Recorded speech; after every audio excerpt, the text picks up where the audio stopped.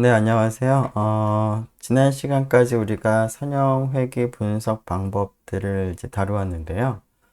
이번 시간에는 이제 그러한 선형 회귀 분석을 통해서 우리가 두 변수 사이의 관계를 우리가 이제 그, 추론을 이제 했을 때, 과연 그 두 변수 사이에 그러한 선형 관계가 얼마나 강하게 나타나는가, 즉 선형 관계의 강도를 우리가 측정할 수 있는 방법을 좀 생각을 해보려고 합니다. 이번에는. 아, 네. 다른 말로 뭐 표현을 하자면 선형 모형을 우리가 이제 그 수립을 하고 그러한 선형 모형 하에서 우리가 분석을 했는데, 과연 그러한 선형 모형이 두 변수의 관계를 잘 설명을 하고 있을까? 그런 선형 모형이 적합한가 하는 그 정도를 측정하는 방법으로 그 R 스퀘어 값이라고 하는 값을 우리가 좀 생각을 해보려고 합니다. 우선 이제 그 우리가 회귀 분석을 할 때, 선형 회귀 분석을 할 때 얼마나 그러한 선형 회귀 분석이 그 주어진 관측값을 잘 설명하는지를 우선 한번 생각을 해보도록 하겠습니다. 그림을 한번 좀 생각을 해보죠. 독립변수 x와 반응변수 y 값에 대해서 이제 관측값들을 생각을 하고, 그러한 관측값들로부터 우리가 최소제곱 방법을 사용을 해서 회기직선, 추정된 회기직선 식을 이제 계산을 이제 했었습니다. 자, 이때 이제 각각의 이제 관측값을 생각을 해보면,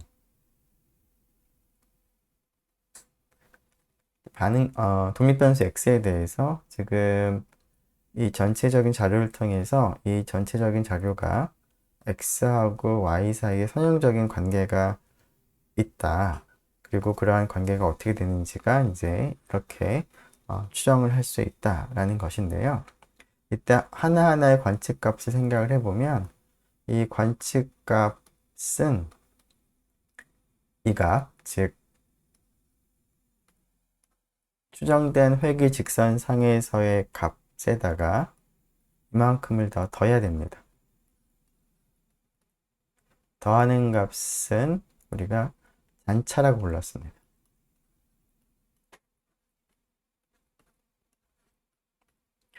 자, 이 식에서 결국 y라고 하는 이 반응 변수를 이제 x에 의해서 설명을 하려고 하는데요. 자, 이러한 직선에 의해서 관측값의 그 일정한 부분 yi hat을 우리가 선형 관계를 가지고 x로부터 설명을 하게 됩니다.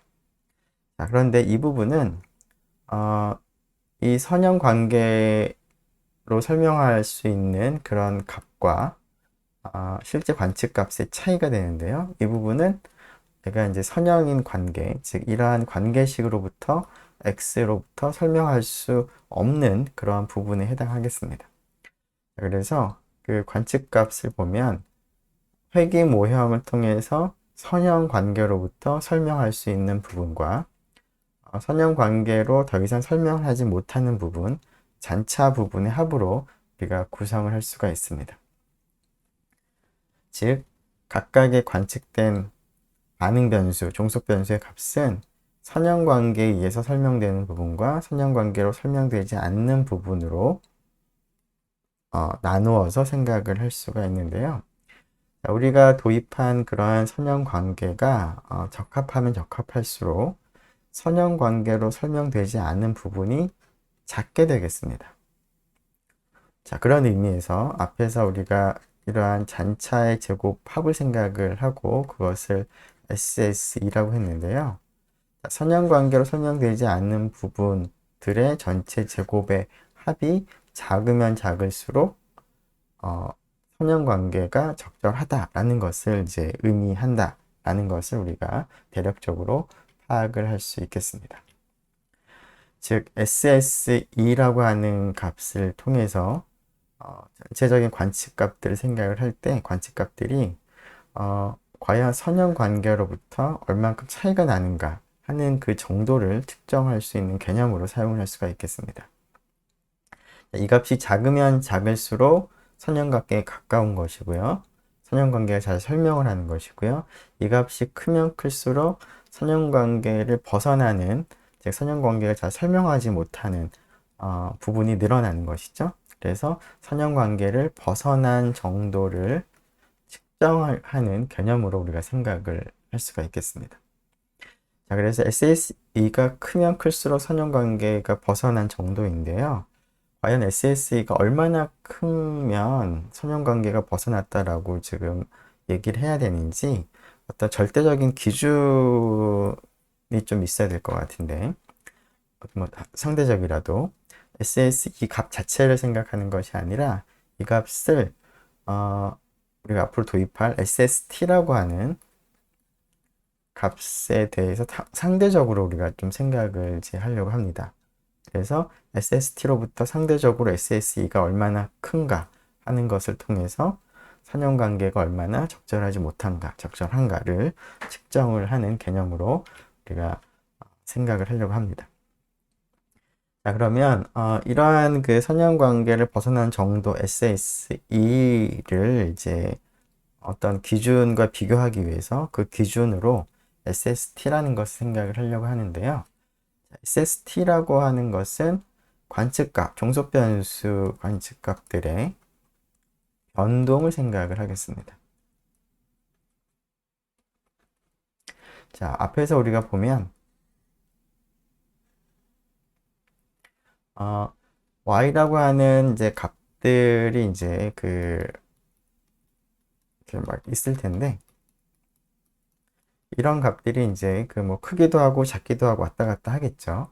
그래서 이런 것들이 얼마나 이제 전체적으로 많이 움직이느냐 하는 것을 생각을 하고, 그것을 기준으로 했을 때 그것에 대비해서 잔차가 얼만큼 크게 움직이느냐 하는 그런 개념을 좀 생각을 하려고 합니다. 자, y의 변동은 다음과 같이 총제곱합이라고 우리가 부르려고 하는데요. 그것을 SST, Sum of Square인데 토탈이라는 의미에서 SST라고 간단하게 줄여서 쓰겠습니다. 자, 이에 대한 구체적인 식은 변동이니까 이 전체의 평균값이 있겠죠? 평균값으로부터 얼만큼 많이 움직였느냐 하는 것을 측정을 하기 위해서 y값들, 반응 변수들 값 입장에서 평균으로부터 흩어진 정도를 우리가 생각을 하기 위해서 y값들의 편차의 제곱합을 SST, 총제곱합이라고 약속을 하겠습니다. 자, SST는 이제 y들의 편차의 제곱의 합인데요. 그것을 우리가 앞에서 사용한 기호를 사용하자면 S의 더블 Y로 표시를 할 수가 있겠습니다. 자, 이것의 의미는 Y 값들의 총 변동이 되겠습니다. 자, 이 값을 이제 SSE하고 좀 비교를 좀 해보려고 하는데요. 앞에서 그 SSE 잔차의 제곱의 합을 우리가 좀 간단하게 변형해 본 식을 생각을 해보면 이 값은 S의 더블 Y 빼기 S의 XY 제곱을 S의 X 더블 X로 나누어 준 값과 같았는데, 자, 이 부분이 지금 SST로 약속을 했습니다.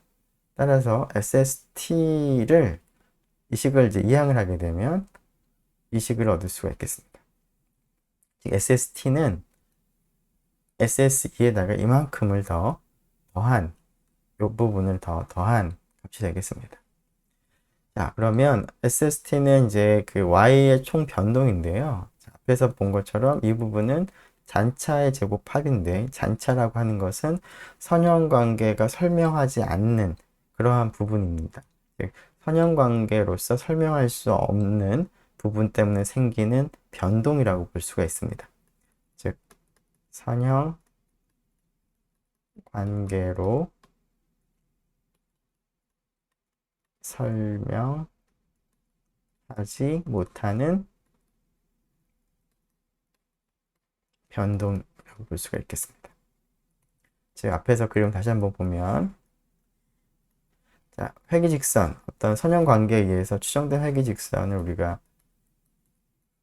구했었고요. 자, 어떤 관측값이 있으면 이러한 이제 선형 관계로부터 추정된 회기직선을 생겨내서 이 값을 우리가 설명을 했습니다. 그리고 관측값 yi에 대해서 설명할 수 없는 부분의 차이가 이러한 잔차였습니다. 즉 잔차 제곱합은 선형 관계로 설명할 수 없는 관측값의 부분에 대한 그 내용이므로 선형 관계를 설명하지 못하는 변동이라고 볼 수가 있는데요. 자, 전체 y 값들의 변동이 선형 관계로 설명하지 못하는 변동과 나머지로 구성이 되어 있는데, 그렇다면 이 부분은 아마도 선형 관계로 설명을 할 수 있는 변동에 해당할 것 같습니다.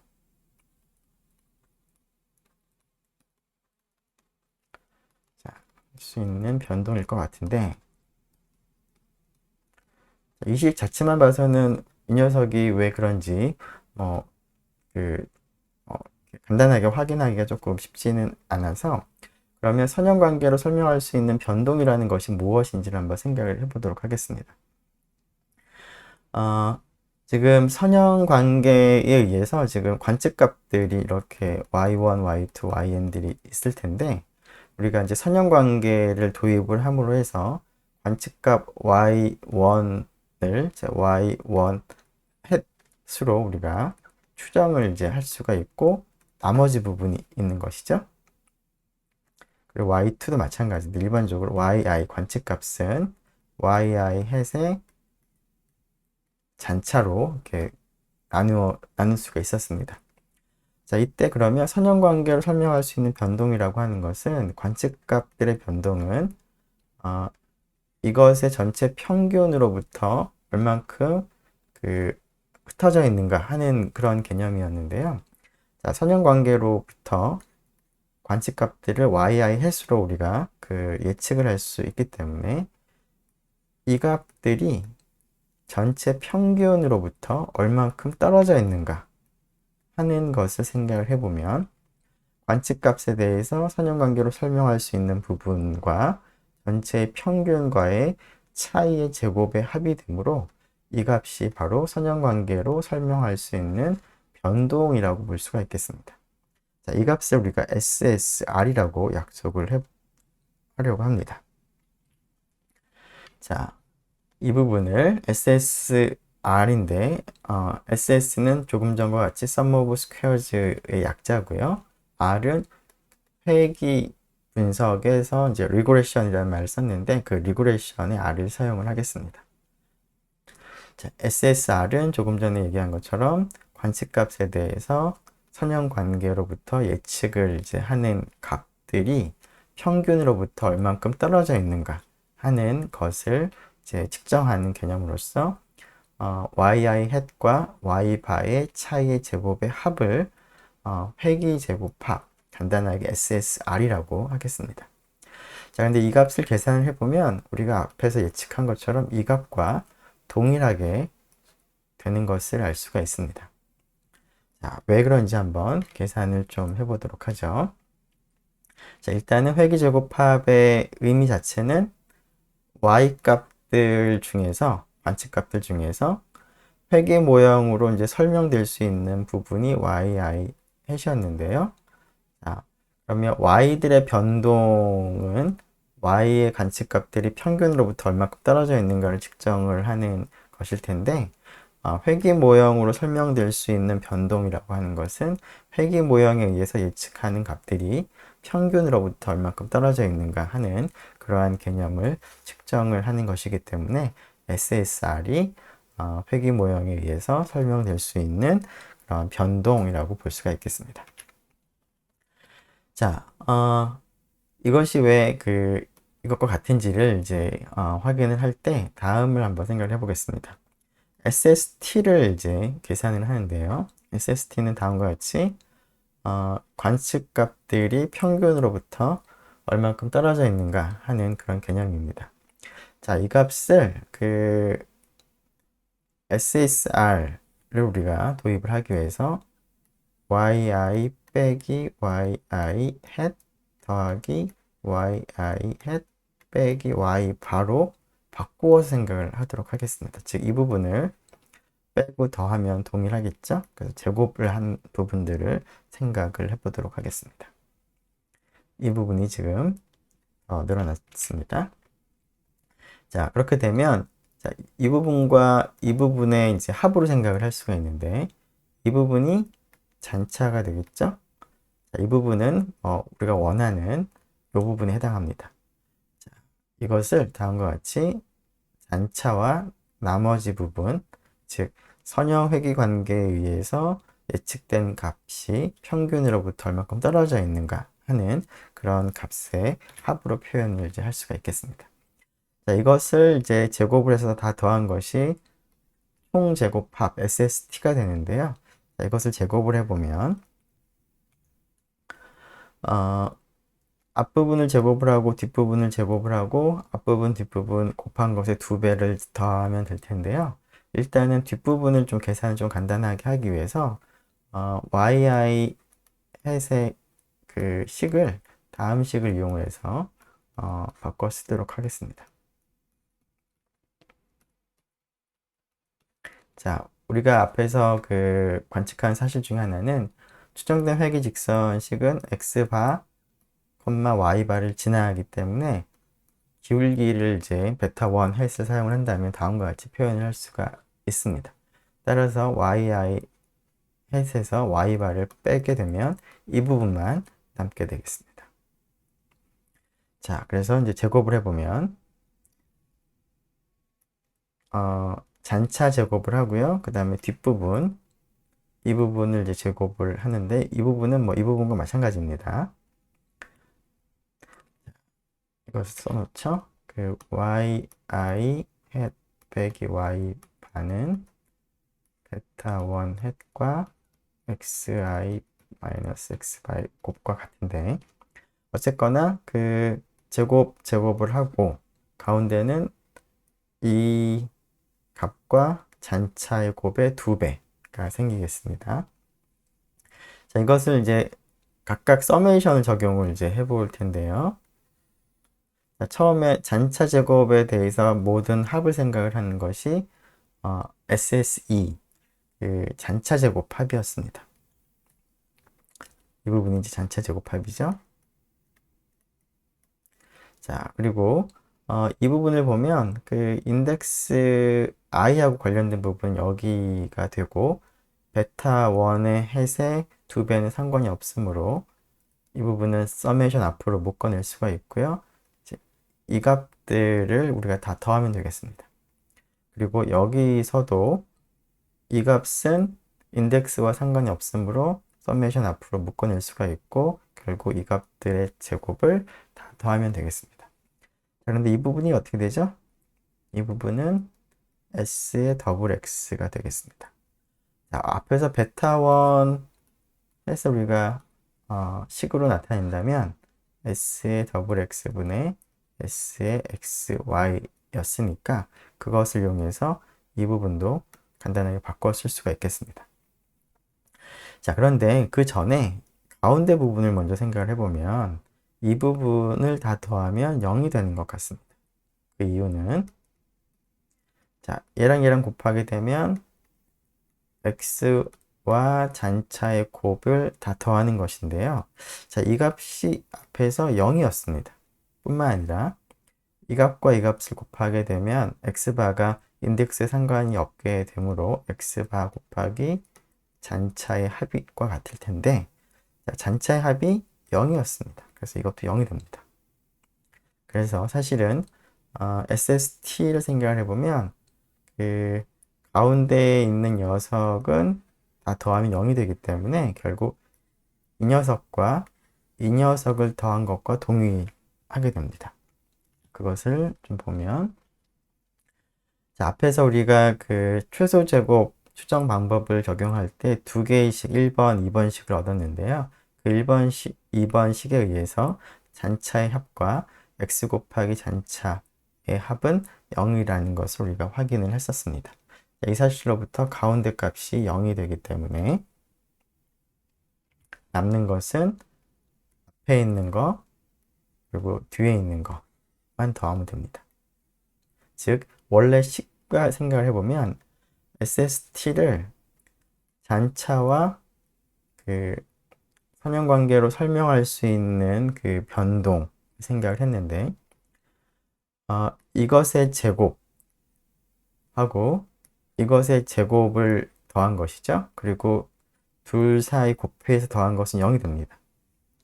자, 따라서 그 뒷부분은 이제 식이 조금 바뀌긴 했지만 이 식이나 summation yi hat 마이너스 y 바 제곱이나 같은 것이죠. 이만큼이 앞에서 요 부분하고 요 부분이 같은 값인데 변형을 한 거에 지나지 않는데 지금 여기 있는 식이 그 베타1 햇의 제곱에 xi 빼기 x바의 제곱의 합을 다 생각하는 것이기 때문에 결국 이 부분은 SSR에 해당합니다.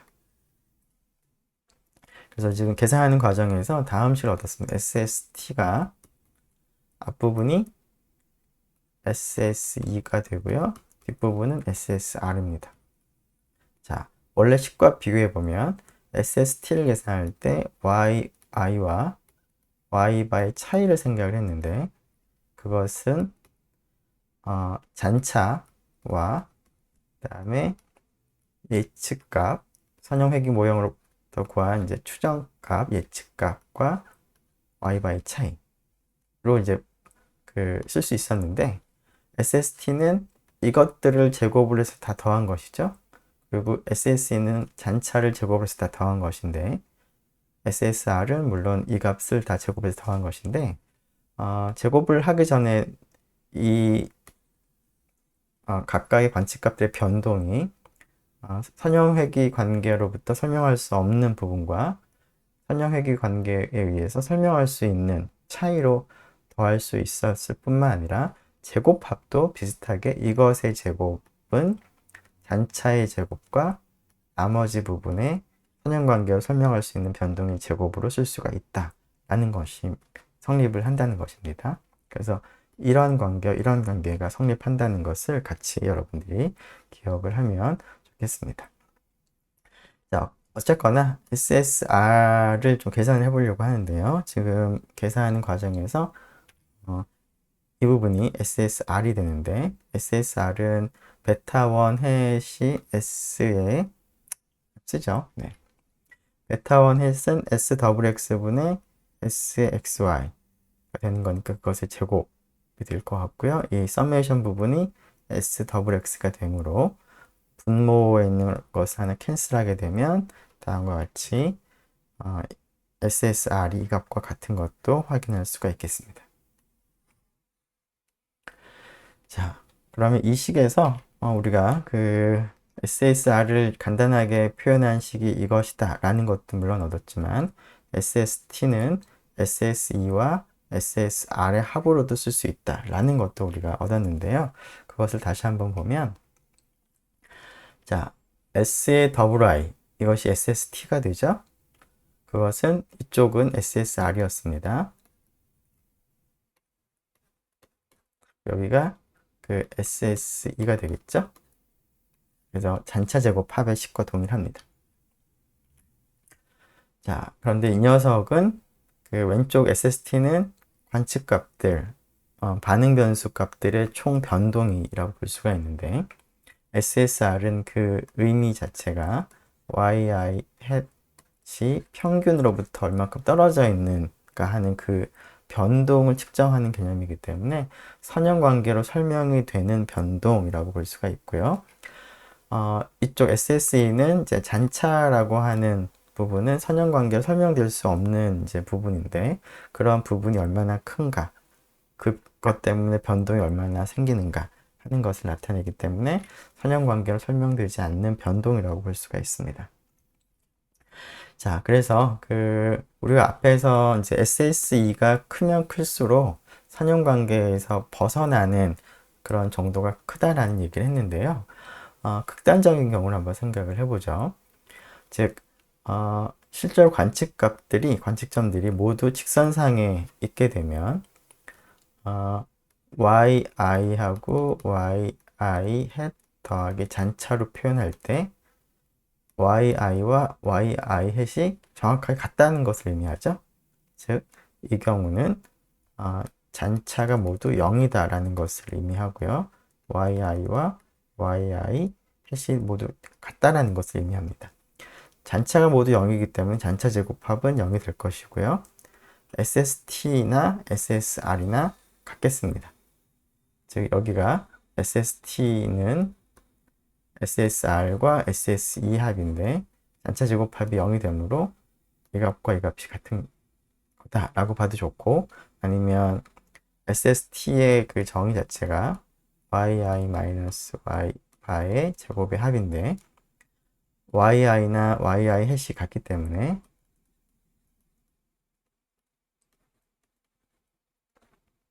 이 값과도 같겠죠. 그래서 SST와 SSE 같다라는 것을 얻을 수가 있습니다.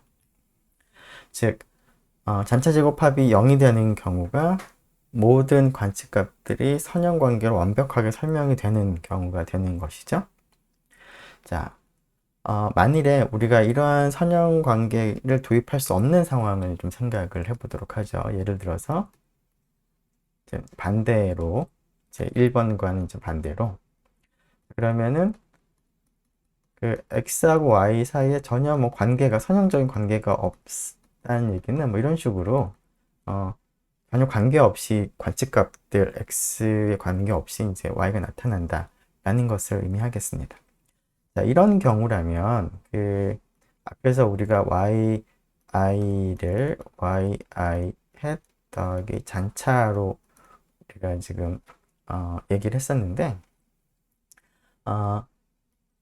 x라는 독립변수와 종속변수 y가 아무런 관계가 없다면 어떤 특정한 독립변수 x에 대해서 y 값을 이제 예측을 이제 하는 것인데요. 예측을 어떻게 해야만 할까를 생각을 해보겠습니다. 앞에서 yi 햇은 베타 제로 x죠. y 바 더하기 베타 1 햇의 x i 마이너스 x 바로 우리가 추정을 할 수가 있을 텐데, 이 독립변수와 그 종속변수와 관계가 없다는 얘기는 x가 아무리 바뀌더라도 뭐 y가 뭐 그것에 따라서 바뀌는 그런 경향이 없다라는 것이니까 결국 y1 햇이 즉 기울기가 0에 해당한다 라고 볼 수가 있고, 따라서 x랑 상관없이 그 예측을 할 때 그냥 무조건 y의 평균으로 예측을 한다 라고 우리가 생각을 할 수가 있겠습니다. 즉 x하고 y 사이에 어떤 특정한 선형관계가 보이지 않는다면 독립변수로부터 y를 예측을 하는 그 과정이 독립변수가 뭐 3이 됐건 4가 됐건 5가 됐건 어떤 것이 됐건 예측을 그냥 항상 y의 평균으로 그냥 예측을 하는 것이라고 볼 수가 있겠습니다. 그래서 회귀 모형을 고려하지 않는 경우는 결국 yi 햇이 회귀 모형을 고려하지 않았기 때문에 그냥 x에 상관없이 그냥 평균으로 예측을 이제 하게 되는 것이고요. 자, 이런 경우에는 그 yi 마이너스 yi 햇의 차이가 잔차인데 그것이 y 마이너스 y 바랑 같겠습니다. 따라서 SST가 y들의 변동이 되는데 y들의 변동이 잔차의 제곱합과 동일하겠죠? SSE랑 같습니다.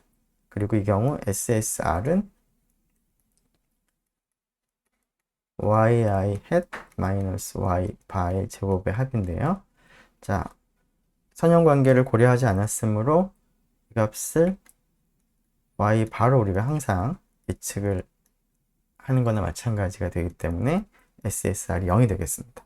회귀 모형을 고려하지 않는 경우는 SSE 잔차 제곱합이나 SST 총제곱합이나 동일하겠습니다. 자, 그것을 조금 더 자세히 쓰면 잔차 제곱합을 생각을 할 때 잔차는 i에서 이러한 이제 예측값을 빼는 건데요. 이 예측값에서 예측값이라고 하는 것이 회귀 모형을 고려를 하는 것인데, 회귀 모형을 고려하지 않는 경우는 x하고는 전혀 관계없이 그냥 결정을 한다는 것이죠. 즉, 이 값을 바꿔보면 y바 더하기 베타 1 햇 xi 빼기 x 반대, 이 기울기가 이제 0에 해당하는 그러한 예측을 한다라는 의미가 되기 때문에 뒷부분이 y바가 되겠습니다. 그래서 SST와 동일하게 되고, 따라서 SST는 SSR과 SSE 더한 것이 항상 성립하기 때문에 이 경우에는 SSR이 0인 경우가 되겠습니다. 극단적인 두 가지 경우인데요. 자, 완벽하게 선형 회귀 모형으로 설명이 되는 경우에는 SSE가 0이 되고 SSR은 SST랑 같은데요. 선형 회귀 모형을 전혀 고려할 수 없는 그런 상황에서는 SSE가 물론 크게 됩니다. 근데 그게 어디까지 무한정 클 수 있는 것은 아니고 SST보다는 같거나 작아지는데, 선형 회귀 모형을 고려하지 않는 경우에는 SST가 된다는 것입니다. 자, 앞에서 우리가 총 변동이나 SSR이나 SSE나 모두 제곱의 합이 되므로 앞에서 언급을 미처 못했는데, 이것도 양수고요. SSR도 양수고 SSE도 양수가 됩니다. 즉 SST라고 하는 것을 두 개의 양수의 덧셈으로 표현을 하는데, 따라서 SSE는 최소값이 0이 되는 것이고요. 최대값이 SST가 되는 것입니다. 최소가 0이 되는 경우에는, 최소로 0이 되는 경우에는 선형 회귀 모형으로 완벽히 설명이 되는 경우가 되는 것이고, SSE가 SST가 같은 경우에는 선형 관계를 고려하지 않는 경우에 해당하므로, 결국 SSE가 크면 클수록 선형 관계에서 벗어나기는 하는데, 그냥 이 값 자체만을 가지고 측정하기보다는 SST 전체 변동 중에서 선형 관계로 설명할 수 없는 변동이 그 중에 얼마를 차지하고 있느냐, 그래서 이 값이 얼마나 1에 가까운가를 가지고 선형 관계에서 얼만큼 벗어났는가 하는 것을 우리가 측정을 할 수가 있겠습니다. 자, 그러한 이제 관점에서 선형 관계가 얼마나 강한가 하는 것을 측정하는 개념으로서 결정 계수, 영어로 coefficient of determination 이라고 하는 값을 우리가 도입을 하도록 하겠습니다. 자, 그 값을 보통 R 스퀘어 값이라고 하고요. 기호로도 R 제곱이라고 씁니다.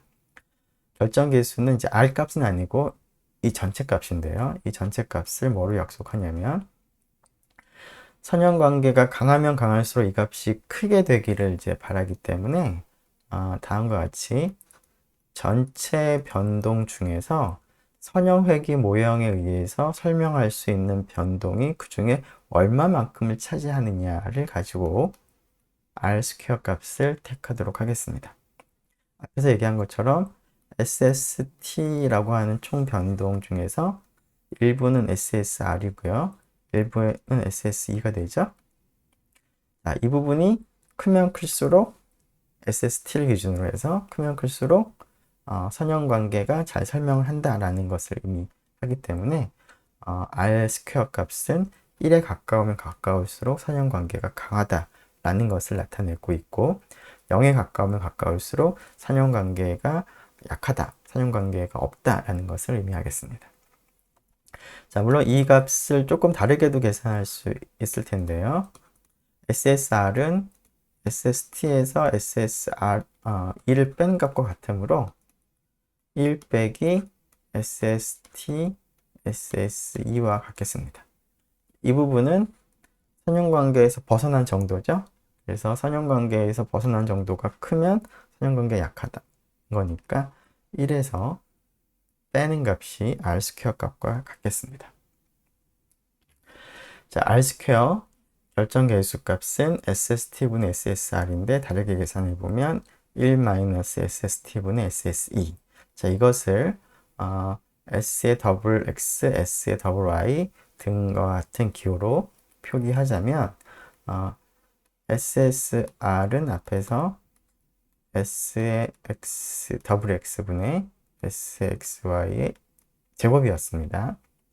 자, 그리고 SST가 S의 더블 Y였죠? 그래서 이 값을 이 값으로 나누어 준 거죠. 따라서 분모가 S 더블 X와 S 더블 Y의 곱이 되겠고, 분자는 SXY의 제곱이 되겠습니다. 자, 이 결정계수 값은 정의에 의해서 SSR은 항상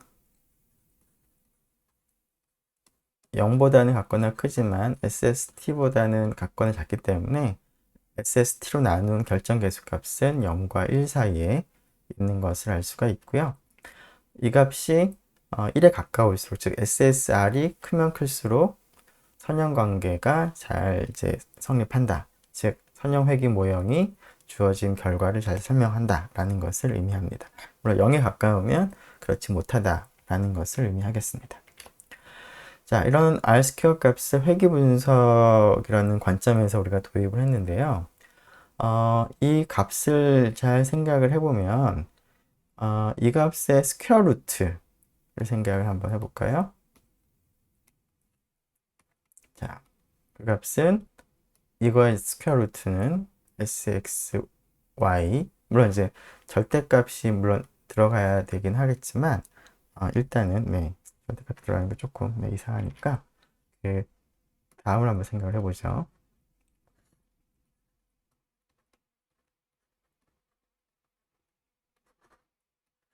자, 이 값을 한번 생각을 해보면 이 값을 제곱을 한 것이 이것과 동일합니다. 자, 근데 이 값은 우리가 유추통계 1에서 4장에서 두 변수 사이의 관계를 얘기를 할 때 우리가 계산을 했던 그러한 값이기도 합니다. 자, 이 값을 우리가 표본 상관 계수라고 불렀습니다. 자, 표본 상관 계수를 스몰 r이라고 이제 쓴다면 우리가 지금 도입한 결정 계수 R 스퀘어 값은 결국 표본 상관 계수 스몰 r의 제곱과 동일하겠습니다. 자, 앞에서 우리가 표본 상관 계수에 대해서 특성을 얘기를 할 때 스몰 r의 값은 마이너스 플러스 1과 마이너스 1 사이에 있고 r의 절대값이 1에 가까우면 가까울수록 선형관계가 강하다라는 것을 의미한다 라는 것을 우리가 얘기를 했었는데요. 자, 그것과 이 결정계수의 의미와 동일한 것을 볼 수가 있습니다. 즉 스몰 r의 절대값이 1에 가깝다는 얘기는 r 스퀘어 결정계수 값이 1에 가깝다 라는 것을 의미하는 것이죠. 자, 그러면 앞에서 우리가 지금까지 계속 사용했던 예제 1번 자료를 통해서 과연 우리가 이제 선형 회귀 분석을 했었는데 이러한 이제 선형 회귀 모형에 의해서 관측 값들이 얼마나 직선 관계로 설명이 되는가 하는 것을 우리가 좀 더 구체적인 수치로 알아보기 위해서 결정계수 R 스퀘어 값을 계산을 한번 해보도록 하겠습니다. R 스퀘어 값은 앞에서 본 것처럼 S의 더블 X, S의 더블 Y, S의 XY 이런 값들만을 계산을 하면 다음 식으로 계산을 할 수가 있는데요. 자, 계산을 해보면 0.83 정도가 나옵니다. 자, 이 R 스퀘어 값의 의미는 SST 분의 SSR이죠. 즉, SSR은 회귀 분석이 설명하는 변동 부분인데 그것이 전체 변동에 대비해서 83% 정도다라는 것을 의미하는 겁니다. 비율이 0.83이기 때문에 그렇다는 얘기는 y1부터 yn들이 변화하는 그러한 것을 회귀 모형이 설명을 이제 할 때 이러한 y의 변동에 대해서 약 83%의 변동을 직선 관계로 설명을 한다라고 우리가 해석을 해볼 수가 있겠습니다. 그 y 변동의 83%가 단순 선형 회귀 모형으로 설명이 된다라고 보통 얘기를 하고요. 뭐 이 정도면은 어느 정도 선형 회귀 모형이 어느 정도 좀 설명을 잘 하는 것으로 우리가 판단을 할 수가 있겠습니다. 물론 이제 R 스퀘어 값이 0에 가까운 경우에는 이제 선형 회귀 모형이 잘 설명을 하지 못하는 경우가 되는데요. 자, 이런 경우에는 두 가지로 우리가 해석을 할 수가 있겠습니다. 즉, 첫 번째 경우처럼 x하고 y가 전혀 관계가 없는 그런 경우일 수도 있고요. 두 번째 경우처럼 x하고 y 사이에 관계가 있긴 있습니다. 이런 곡선 관계가 있죠. 즉, x로부터 y를 설명할 수 있는 관계가 곡선이기는 합니다. 하지만 우리가 선형회귀 모형을 적용을 하게 된다면 그 첫 번째 경우나 두 번째 경우나 모두 r 스퀘어 값이 0에 가깝게, 즉 선형회귀 모형으로는 설명할 수 없다라는 것으로 나오게 됩니다. 따라서 r 스퀘어 값이 0에 가까운 경우는 x와 y 사이에 관계가 없다라고 단정 지을 수는 없고요. 이러한 그 두 번째 경우처럼 곡선 관계, 비선형 관계가 있을 수도 있기 때문에 그 r 스퀘어 값이 0에 가까운 경우에는 그 올바른 해석은 독립변수와 종속변수 간의 선형 관계가 없다라고 우리가 얘기하는 것이 올바른 해석이 되겠습니다. 네, 그러면 그 R 스퀘어 값을 R 스튜디오를 통해서 한번 계산을 확인을 해보도록 하겠습니다.